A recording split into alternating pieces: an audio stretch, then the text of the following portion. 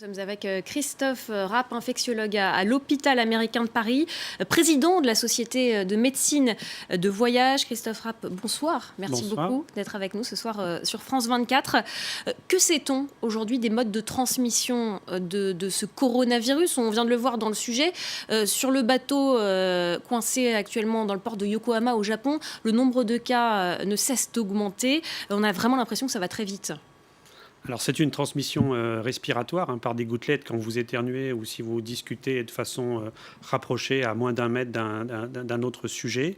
Donc le bateau de croisière est une situation expérimentale. C'est vraiment un espace confiné où il y a une très forte densité de population et des contacts sociaux majeurs. Donc c'est l'antithèse de ce qu'il faut faire pendant une épidémie où normalement on fait ce qu'on appelle de la distanciation sociale.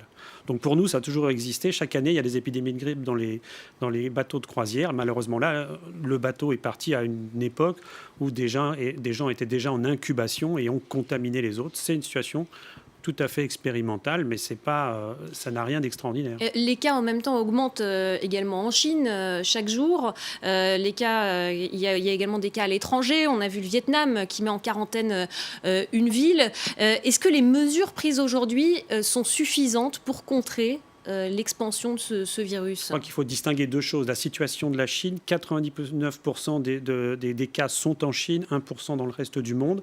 L'épicentre, c'est la Chine. Le confinement en Chine est très difficile à faire. Il a été fait avec un peu de retard. Il est très difficile de confiner des millions de gens. Le nombre de cas aujourd'hui, attention, il faut être prudent, c'est un changement de définition de cas. Au départ, on fait des tests virologiques, des prélèvements rhinopharyngés chez les gens, et on attend la confirmation du laboratoire pour un virus Covid 2019. Là maintenant, à partir du moment où il y a trop de patients suspects, on est revenu à une définition clinique, manifestation respiratoire et ou une radiopathologique égale infection par le Covid. Donc ça élargit un peu artificiellement le nombre de cas. Et est-ce que le nombre de cas a été sous-estimé au début, quand on voit justement que là le mode ça a changé pour détecter les cas, et là les cas sont en train de grimper en flèche en seulement 24 heures. Le nombre de cas, c'est la surveillance épidémiologique des pays qui sont les cas confirmés virologiquement. Les modèles mathématiques avaient bien montré, quand on parlait de 20 à 30 000, qu'on était sans doute aux alentours de 100 000. Là, maintenant, si on fait une définition clinique, on va élargir le nombre de cas dans les quelques jours et on va dépasser les 100 000, 200 000, parce que dans toutes les maladies, il y a des formes finalement pas graves et beaucoup de Chinois qui ne consultaient pas à l'hôpital. Si maintenant ils se présentent et qu'on les englobe dans le chiffre global, la masse va forcément augmenter. En quoi ce sera important de connaître la source de ce virus? Il y a un animal qui est suspecté, c'est le pangolin. Qu'est-ce que ça va apporter de savoir d'où vient exactement, quel a été le vecteur de transmission? Alors la connaissance du réservoir de l'épidémie, avec un réservoir animal comme dans toutes les épidémies actuelles, est très important, mais pour le coup d'après. Voilà, c'est la prévention, c'est réguler le marché des animaux vivants en Chine, qui est un vrai problème. Médecine chinoise traditionnelle, consommation d'animaux vivants dans un marché qui était soi-disant un marché aux poissons. Donc le fait de le savoir va permettre de mieux réguler. C'est une affaire de police sanitaire, mais c'est pour le coup d'après, ça ne change rien pour cette épidémie actuelle. L'Organisation mondiale de la santé a qualifié cette semaine le Covid-19 de grave menace pour le monde. Est-ce qu'il y a de quoi s'inquiéter aujourd'hui vraiment?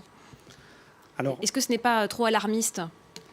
La menace d'un nouvel agent pathogène, d'un nouveau virus, c'est toujours une raison de s'inquiéter, mais de s'inquiéter raisonnablement, puisque notamment dans les pays à revenus élevés, les mesures sanitaires sont en place. Et d'ailleurs, vous observez qu'il y a 1% des cas qui sont dans les pays industrialisés et qu'il n'y a pas de circulation de virus. En France, nous n'avons pas de circulation de virus. Nous avons quelques cas avec des grappes de cas autour de patients confirmés positifs.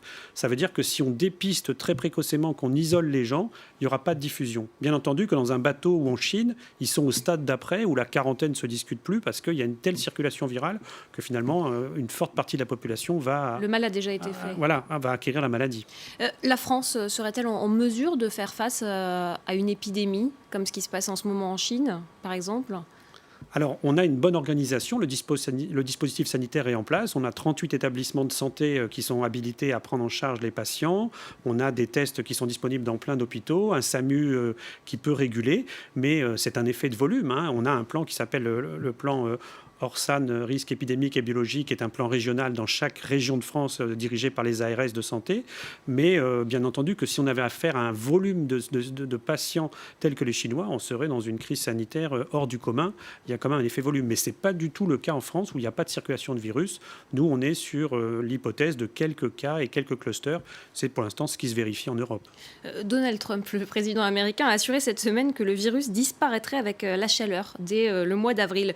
Concrètement, il est impossible aujourd'hui de prédire la fin de cette épidémie. Est-ce qu'on a des pistes déjà ? Alors là, il est bien trop tôt pour prédire la fin de l'épidémie, mais le président Trump est quand même bien conseillé par les experts américains, et il faisait en fait référence au fait que le virus grippal, tous les virus respiratoires se multiplient beaucoup plus quand il fait froid parce que les muqueuses sont asséchées et la transmission est meilleure, et que dès qu'il fait plus chaud, les épidémies de grippe s'arrêtent. Donc il faisait référence à ça, et c'est pas une vue de l'esprit, c'est une réalité, mais ça dépend quand même du nombre de patients et des chaînes de transmission. Donc là, pour l'instant, il est bien trop tôt pour prédire l'évolution de l'épidémie. Et est-ce qu'on peut dire qu'on a atteint le pic de l'épidémie, ou il est encore difficile de l'évaluer ?